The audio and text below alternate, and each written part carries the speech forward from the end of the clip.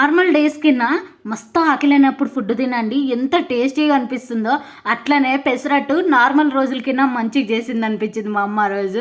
అదే రెసిపీ చూసేయండి. Over night అంతా పెసలు నానబెట్టేసుకుంటాం, నెక్స్ట్ డే అయితే మిక్సీకి పెట్టుకోవడమే అనమాట. దోశ మీరు వేసుకునే ముందు ఒక 15 మినిట్స్ ముందు వేసేసుకుంటే సరిపోతుంది. ఆనియన్స్, చిల్లీ అండ్ కొత్తిమీర, తగినంత ఉప్పు, వాటర్ వేసుకుందాం అని ఇంగువ వేసేసుకుంటే సరిపోతుంది అనమాట. మిక్సీకి పెట్టేసుకున్నాం. అండ్ దీన్ని అయితే ఇంకా నైట్ అంతా పెట్టేసుకొని ఫర్మెంట్ చేసుకొని వేసుకోవాల్సిన అవసరం లేదు. పెసరట్టుకి అయితే 15 మినిట్స్ ముందు మిక్సీకి పెట్టేసుకొని వేసేసుకున్న పెసరట్లు అదిరిపోయేటట్టు వస్తాయన్నమాట.